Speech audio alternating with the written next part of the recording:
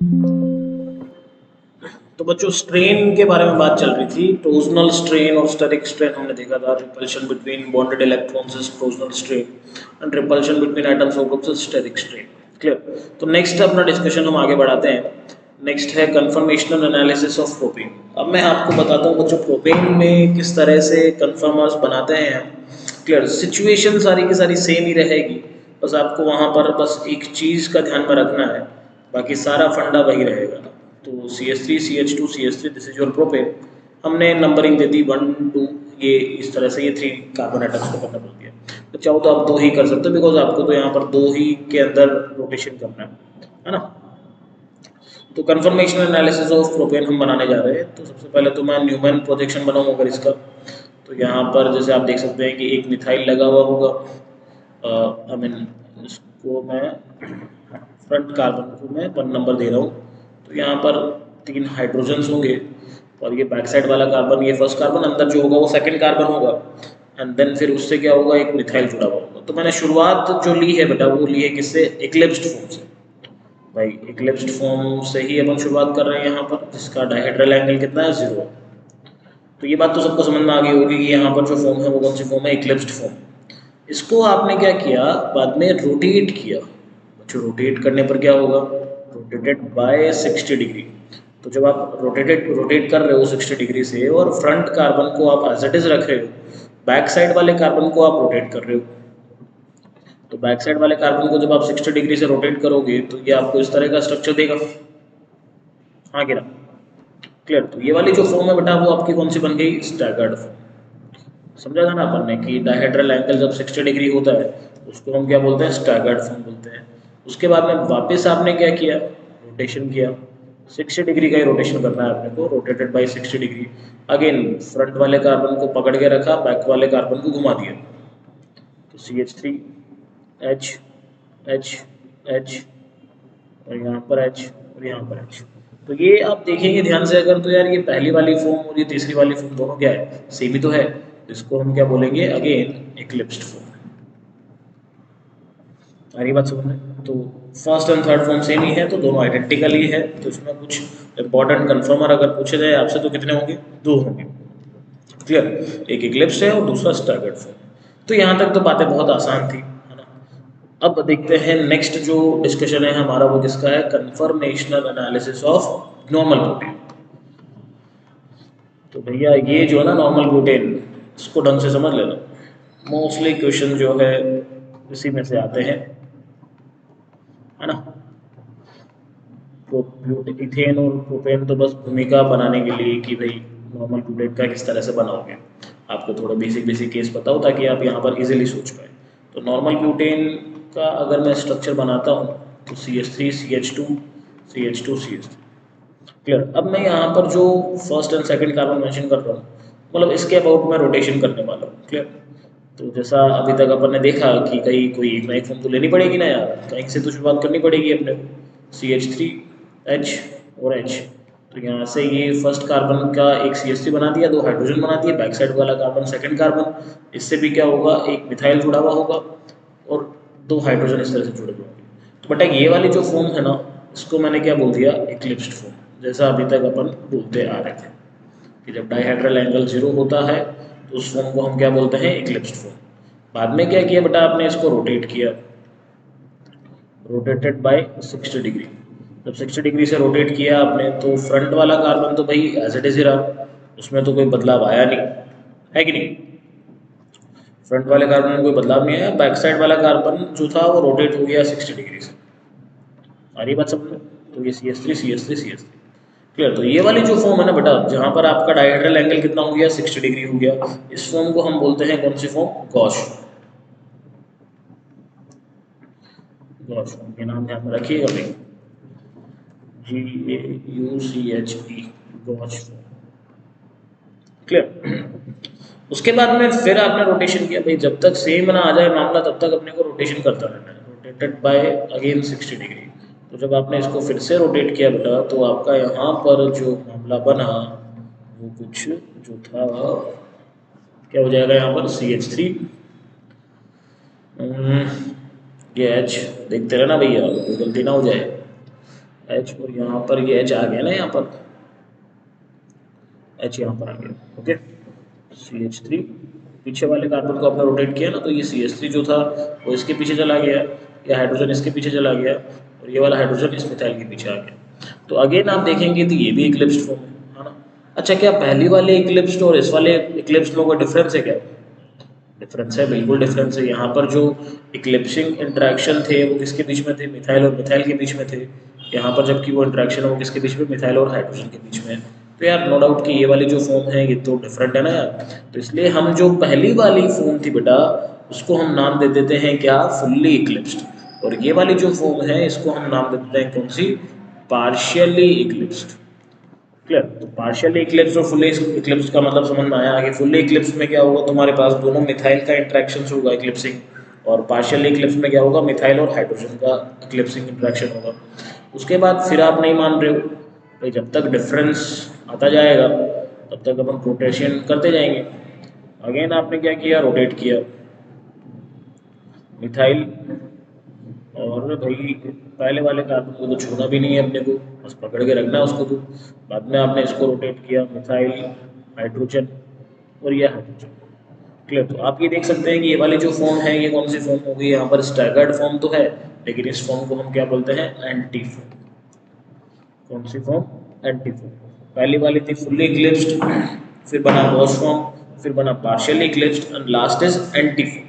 Last पे बोल रहा हूँ बिकॉज आप अगर फिर से इसको रोटेट करेंगे तो आप समझ पाएंगे कि वापस से रोटेशन ये चालू हो जाएगा, पार्शियली इक्लिप्स्ड, फिर पार्शियली इक्लिप्स्ड से गॉस फॉर्म, गॉस फॉर्म से फिर fully eclipsed form.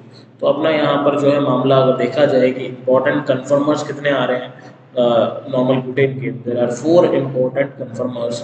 First is fully eclipsed, gauche form, partially eclipsed form, and last is anti form.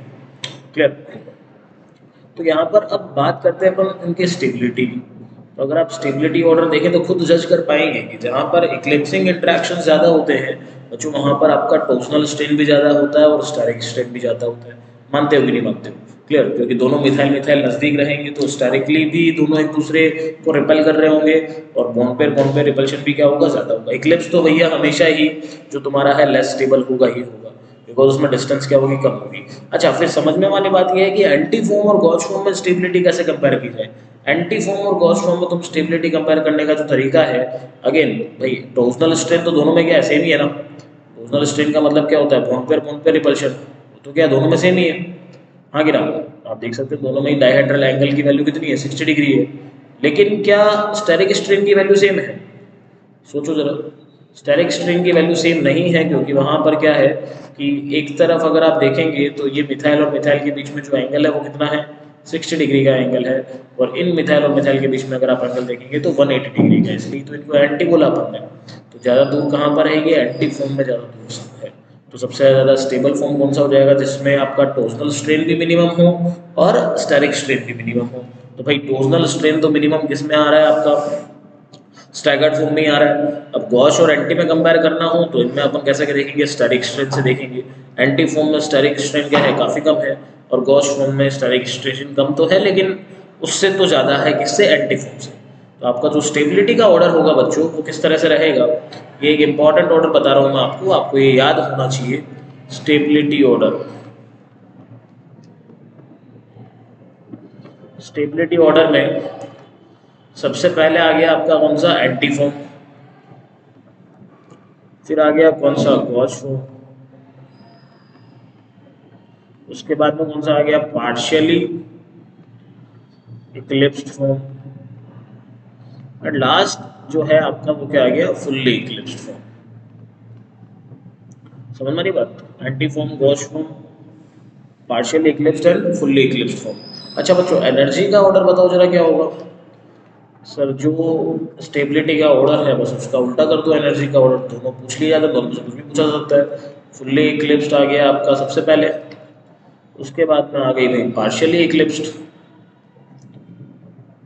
है ना। और उसके बाद में आ गया कौन? Gauss form. और आखिरी जो है वो आपका आ गया कौन सा? Anti form. क्लियर? तो ये है आपका कौन सा? एनर्जी का ऑर्डर। क्लियर? तो अच्छा, अब आपसे एक सवाल मैं पूछूं कि भाई बताओ जरा, number of conformers of butane कितना है? Number of conformers of normal butane. तो ये कितने हो जाएंगे आपके, या तो 4 बोलोगे या फिर आप इन्फाइनाइट बोलोगे, दोनों में से डिपेंड करता है कि आपको ऑप्शन किस तरह से दे रखे हैं। क्लियर। अच्छा बच्चों, अब इसका एनर्जी प्रोफाइल डायग्राम भी हम बना लेते हैं कि भाई एनर्जी प्रोफाइल डायग्राम कैसे बनेगा। एनर्जी प्रोफाइल डायग्राम, बट अब एनर्जी प्रोफाइल डायग्राम बनाते टाइम ध्यान रखना है क्या है कि वाई एक्सिस पर आपको क्या रखना होता है, एनर्जी रखना होता है, पोटेंशियल एनर्जी, और एक्स एक्सिस पर आपको क्या रखना होता है, डायहेड्रल एंगल थीटा। थीटा ले लेते हैं 0, 60, 120, 180, 240, 300, 360। मतलब इस तरह से मामला चलता जाएगा। तब तो बस जीरो से अगर तुम शुरुआत करते हो तो जीरो से तुमने 60 डिग्री मान लो कि अपन इक्लिप्सिंग फॉर्म से, सॉरी, अपन किसी एक सर्टेन फॉर्म से शुरू करते हैं अपन, तो बाद में आपने 60 डिग्री घुमाया, तो अपने को एनर्जी का भी तो ध्यान में रखना है। तो 60 डिग्री पर पहुँचते पहुँचते आप कहाँ पहुँचे, यहाँ तक पहुँचे, क्योंकि एक स्टैगर्ड के बाद एक इक्लिप्स आएगा। फिर कौन सा है भाई, 120 120 डिग्री, 120 डिग्री पर आप यहाँ पर पहुँचे। फिर मान लेते हैं कि अपन 180 पर आए, 180 पर आके आप वापस 120 240 पर गए, है ना भाई। और यहाँ से वापस आप ये 0 डिग्री, ये 60, ये 120, ये 180, और ये 240,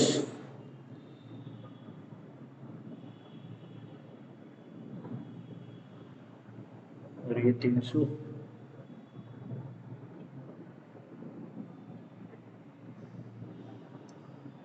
और ये 360। क्लियर। तो जैसे कि मैं एंटी फॉर्म से बात करूँ, सबसे लोअर एनर्जी पर कौन होगा, एंटी फॉर्म होगा। एंटी के बाद यहाँ पर जो ये वाली फॉर्म है, ये कौन सी फॉर्म है भैया, गॉच फॉर्म। ये भी गॉच है और ये भी गॉच है। और ये जो फॉर्म है ये कौन सी है, फुल्ली इक्लिप्स्ड फॉर्म है भैया। सबसे टॉप पर जो होगा वो क्या होगा आपका, फुल्ली इक्लिप्स्ड होगा ना, फुल्ली इक्लिप्स्ड। और ये वाली जो फॉर्म है यहाँ पर और यहाँ पर, ये कौन सी है आपकी, पार्शियल इक्लिप्स्ड। मतलब आप ऐसे समझ लें कि आपने एंटी फॉर्म से शुरुआत करी है, पार्शियली इक्लिप्स्ड, और बाद में आप 360 डिग्री पहुंचे हो तो वापस से आपने क्या पहुंच गए, एंटी फॉर्म में पहुंच गए आप। पहले एंटी से आप 60 डिग्री घुमाया आपने, तो यहाँ से क्या बन गया आपका, 60 डिग्री एंगल घुमाने पर क्या बन गया, इक्लिप्स बन गया। इक्लिप्स बनने के बाद वापस 60 घुमाया तो गॉस बन गया, गॉस के बाद वापस 60 घुमाया तो फुल्ली इक्लिप्स बन गया। वापस आपने ये रोटेशन कंटिन्यू रखा तो आपका जो है रिमेनिंग फॉर्म्स भी बन जाएगी। बात समझ मारिए, क्लियर। तो ये था नॉर्मल ब्यूटेन का कन्फर्मर्स, ये अपने लिए इम्पोर्टेंट है नहीं। इथेन और प्रोपेन का जो एप्लीकेशन है वो अपन ने नॉर्मल ब्यूटेन में किया है, क्लियर। तो अब यहाँ पर भाई एक स्पेशल केस बनता है जो कि बहुत बाहर एग्जामिनेशन में पूछा जाता है भाई, स्पेशल केस।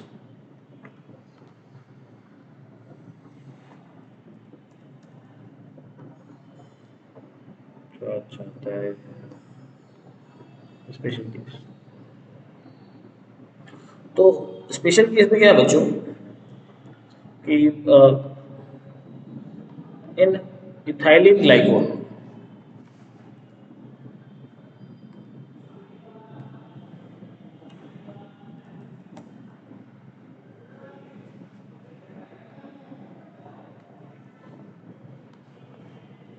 इन इथाइलिन ग्लाइकोल क्या होता है बताएंगे नहीं, वैसे तो आप जानते हो। Due to hydrogen bonding, due to hydrogen bonding, gauche form is more stable. Ethylene glycol में हाइड्रोजन बॉन्डिंग की वजह से गॉज फॉर्म जो होती है वो ज़्यादा स्टेबल होती है भाई। अब ये कैसे है देखें जरा, CH2 तो ये आपका क्या बन गया, इथाइलिन ग्लाइकोल बन गया, है ना भाई। इसका नाम क्या है, इथाइलिन ग्लाइकोल। अब इसके मैं अगर कन्फर्मर्स बनाता हूँ बच्चों, तो कन्फर्मर्स आप इजीली यहाँ पर ड्रॉ कर सकते हैं। जैसे कि इस तरह से सिचुएशन है, यहाँ पर मैं दोनों बनाता हूँ, एंटी फॉर्म भी बनाता हूँ, क्योंकि दोनों में से कोई एक स्टेबल होगा। हम तो दोनों बना के देख लेते हैं कि किस में ज़्यादा चलना चाहिए। तो ये एंटी फॉर्म है और यहाँ पर आपका क्या है, गॉज फॉर्म है,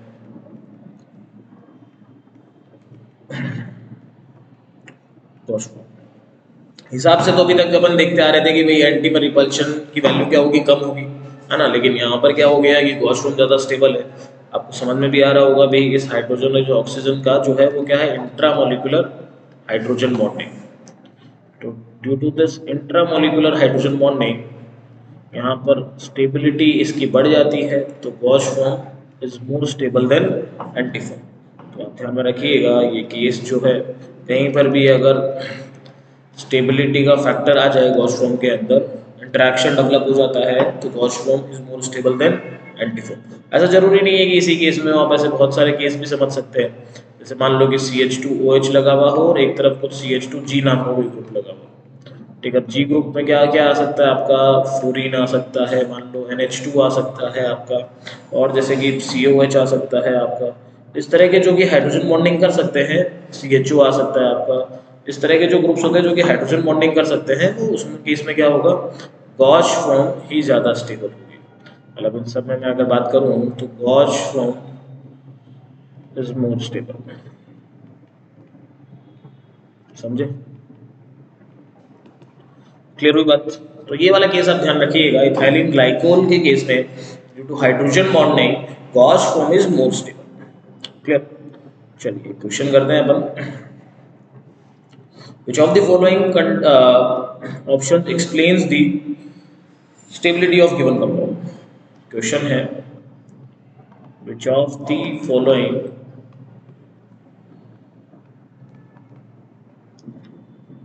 options explain the stability of given compound? भाई इनमें से कौन सा जो है वो स्टेबिलिटी को एक्सप्लेन कर रहा है? तो उसमें पहला स्ट्रक्चर मैं आपके सामने बना रहा हूँ, CH3 H H H H CH3, and second structure is CH3 CH3। मतलब कि आप अगर समझ सकते हैं तो अभी अपन ने ये जस्ट बनाया ही है ना। Second structure is gauche form and first structure is anti form. Options हैं आपके सामने। One has more torsional strain, one has more torsional strain. Second option है second has more torsional strain. Third है one has more steric strain, and last is second has more steric strain। बताएं भी क्या होगा। तो stability का order जो है वो भी दे देता हूँ मैं आपको। ये स्टेबल है, पहला वाला ज़्यादा स्टेबल है सेकंड से। तो आप बताएं जरा कि इसमें स्टेबिलिटी का क्राइटेरिया क्या है। अच्छा, क्या टॉर्जनल स्ट्रेन की वैल्यू अलग रहेगी बच्चों? समझने वाली बात है कि टॉर्जनल स्ट्रेन की वैल्यू दोनों फॉर्म के अंदर सेम ही है। फर्स्ट की स्टेबिलिटी ज़्यादा है, it is because of it has less steric strain, है ना, कि वहाँ पर स्टेरिक स्ट्रेन की वैल्यू कम है, इसके चलते यहाँ पर टॉर्जनल स्ट्रेन जो है तो सेम है, लेकिन स्टेरिक स्ट्रेन क्या हो गया, कम हो गया, और दैट्स वाई इसकी स्टेबिलिटी जो थी वो बढ़ गई। तो बच्चों यहाँ तक की जो बातें थी वो सिंपल, जैसे कि तुम्हारे सिंगल बॉन्डेड कंपाउंड्स में जहाँ पर भी सिग्मा बॉन्ड होता है वहाँ पर अपन कन्फर्मर्स कैसे देखते हैं वो मैंने आपको सिखाया है। Next session will be your conformational in cyclohexane या कन्फर्मर्स ऑफ साइक्लोहेक्सेन। तो उसमें जो है आपका चेयर कन्फर्मर्स होता है, बोर्ड कन्फर्मर होता है, हाफ चेयर, है ना, ट्विस्ट बोर्ड, इस तरह के कन्फर्मर्स होते हैं। तो उनका क्या क्राइटेरिया रहता है, और अपने पोर्शन में जितना है अपने को बस उतनी सी ही बात करनी है, बहुत बेसिक सी बात करनी है। क्लियर। तो फिर उसमें अपन सस्टेंस भी देखेंगे, स्टेबिलिटी भी देखेंगे, ये सारी चीज़ों की चर्चा करेंगे। तो अभी तक आप पहले इसको ढंग से समझ लीजिएगा, देख लीजिएगा, कहीं पर भी डाउट होगा क्लास में मुझसे पूछ लीजिएगा। ओके बच्चों, थैंक यू सो मच।